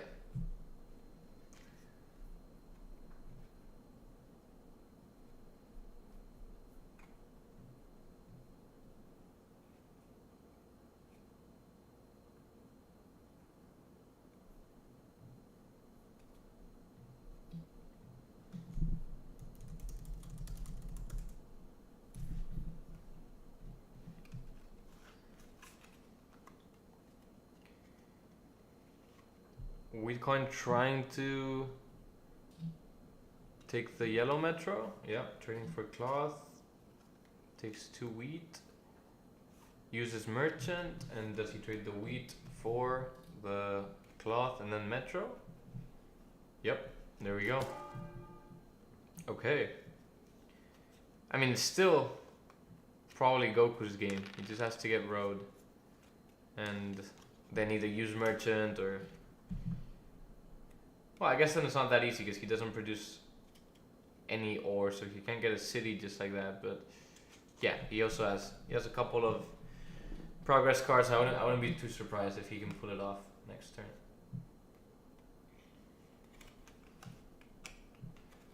But there's Saboteur, which is not gonna be nice for him. Just have to discard 5 cards. There's this road mats, and yeah. I mean, if he doesn't win this turn, then there's maybe time for someone to sneak it.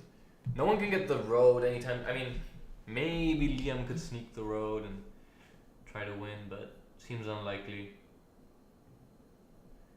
Seems unlikely.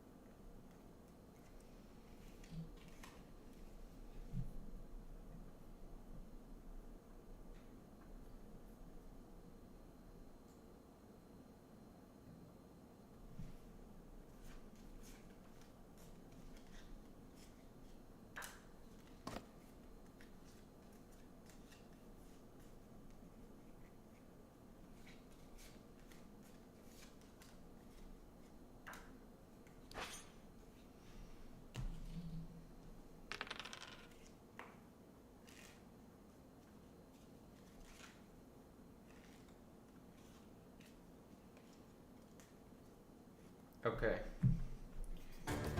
There's the road, naturally. If he doesn't connect, that would be a little crazy. I mean, I don't think Trissy's gonna invest many resources in blocking that, but yeah, I mean, that's funny. The two legendary CK players are a bit behind in this game.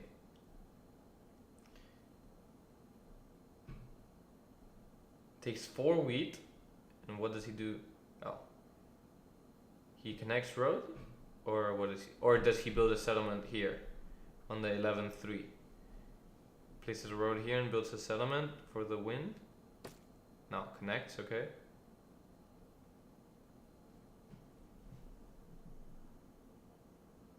Okay, and that's it. So there's still some window of opportunity for someone else to steal it. Not looking too good because Liam just has to discard. But let's see. CK is full of surprises, and I definitely wouldn't be surprised if something happens to prevent Goku from winning. I'd be quite impressed if someone is able to steal the metro. That's probably not going to happen. So I think the only other way... What is the other way? Yeah, because Wheatcoin can't take any other metro. Nobody's gonna steal the road. Yeah, no, it's looking pretty good for him. I don't know. I don't know if there's a path back.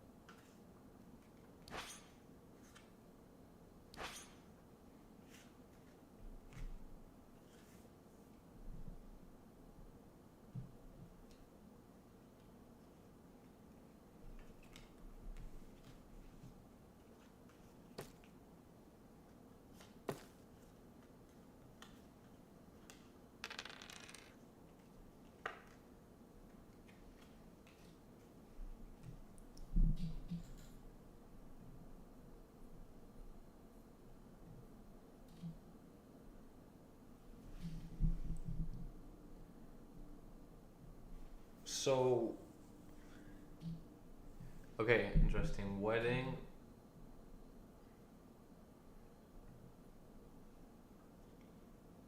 Okay, this might be a big turn, but yeah, again, I'd still be pretty impressed if someone manages to turn this around. But let's see.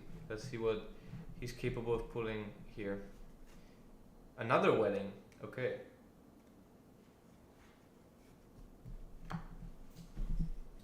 So he just got a bunch of cards with those two weddings. He's at 13. What could he even do? He could do a settlement, obviously. There it is, and maybe city up. I don't know.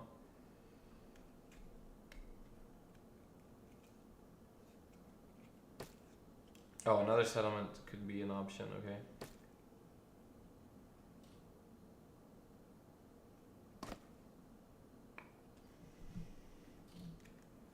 But no.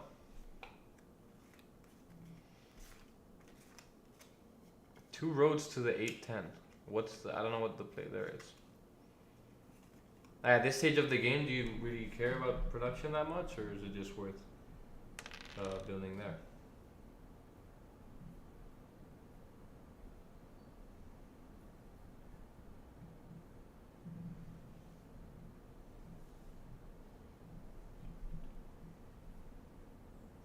Goku's is getting robbed every single turn, but yeah, that's the way they can at least prevent this from ending any in the next turn. Okay, interesting. Liam could have a relative chance. Used Warlord. Okay. I mean, if Liam gets Defender, then he's still 2 points away, but 2 points can be found somewhere. 2 points would just be road settlement and city, and he wins if he gets Defender.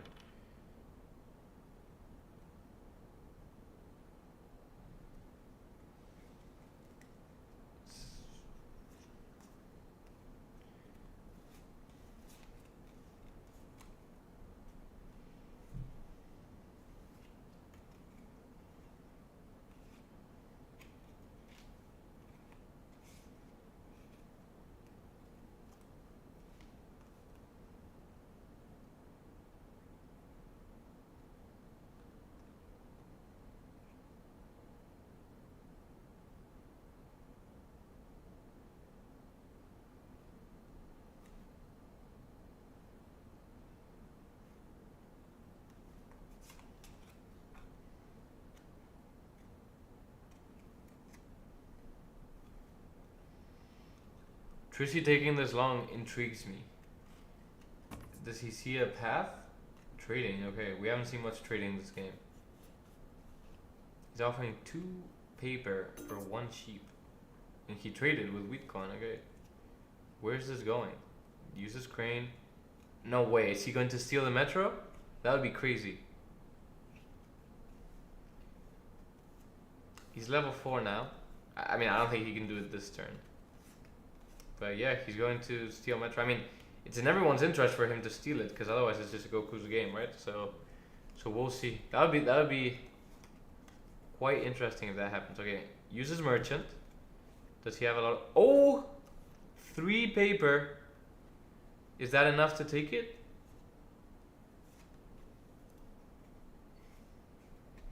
Is that enough to take it?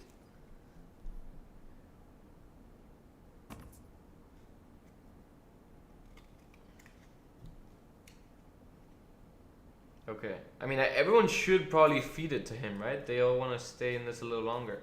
That would be quite interesting if this happens. If this happens, the game would suddenly be a lot more equalized.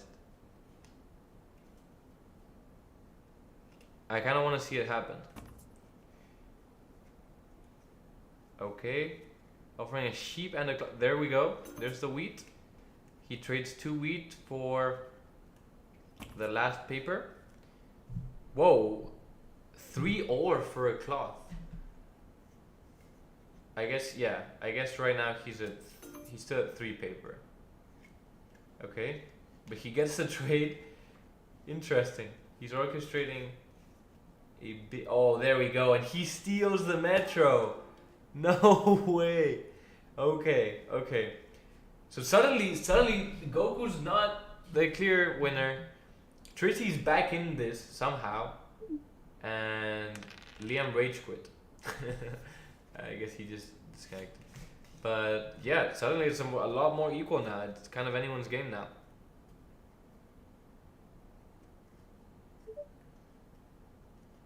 Wow, what a play! So many deals to make that happen. That was cool. That was cool.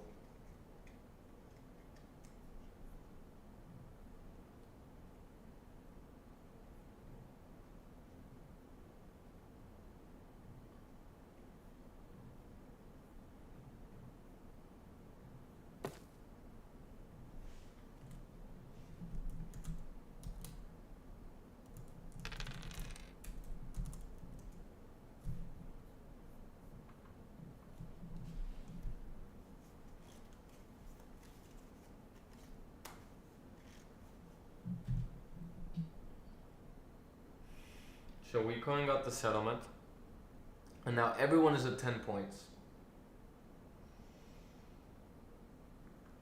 What a metro! That's so funny. That's so cool.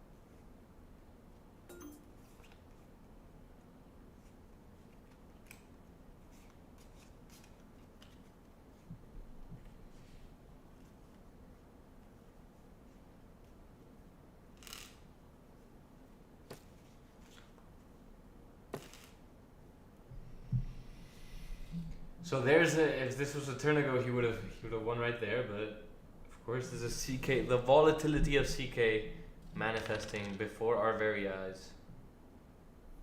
To put it simply. But yeah, I should move this a little bit here, right? Yeah.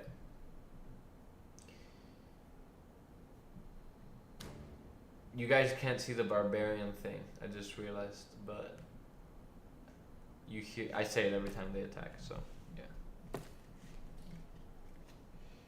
Trici on 11 with the merchant, but still 11 nonetheless. Liam, of course, got defender point. Liam has been farming those defender points. Wow, he's got like 3 already, or maybe more.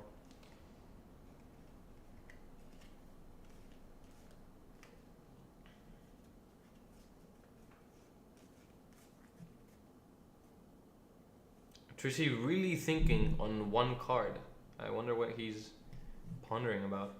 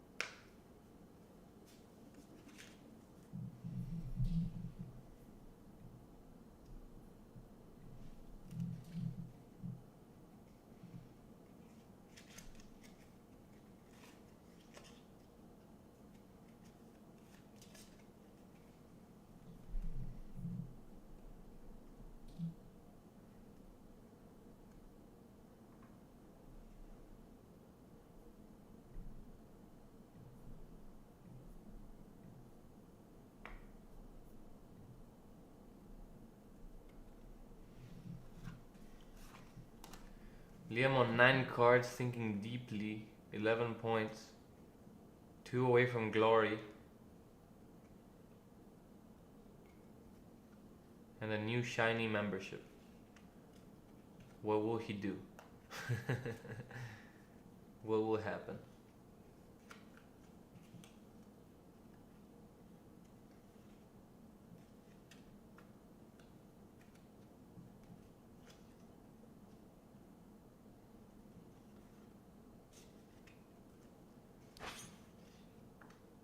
Okay. Activate tonight. Very thought out decision.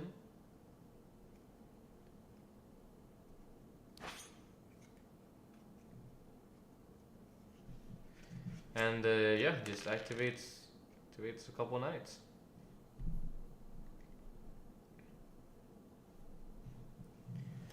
I guess continues to invest in his defender strat. That's his win condition as he sees it. So fair enough. Now, what does Goku do here to turn the game around and go back to winning? Is it gonna? How did he even get 2 cities so early on without ore? And how is he giving ore to the bank to get wheat? Where's all this ore coming from?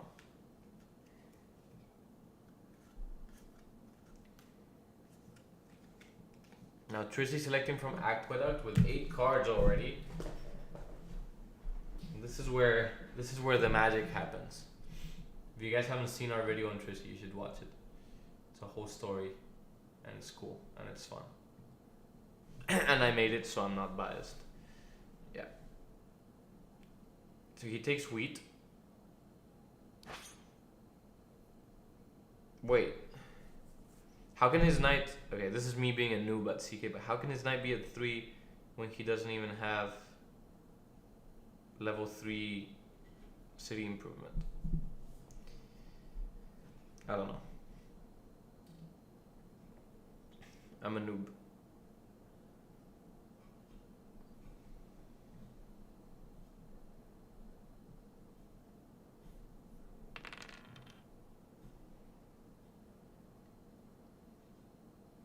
$14 cards, takes ore. Is that for the city? Yep, that's the city. And everyone at 11. Everyone at 11. 8 cards though, could still do a little more. That nope, passes on 8. Interesting. Big roll right after citying up. She takes wood from Aqueduct. Interesting. I wonder what that's for. Liam spies on Trissy. Okay, so he's the threat now. Even though Goku's on 15 cards and his turn is coming up. Okay.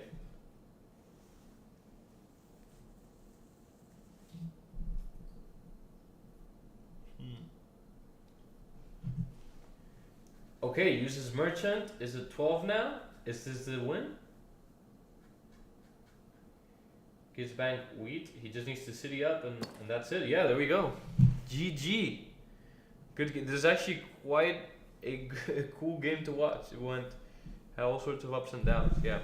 Goku had the win momentarily, but Trissy made one of his infamous plays and Liam ended up winning and he will be prized accordingly.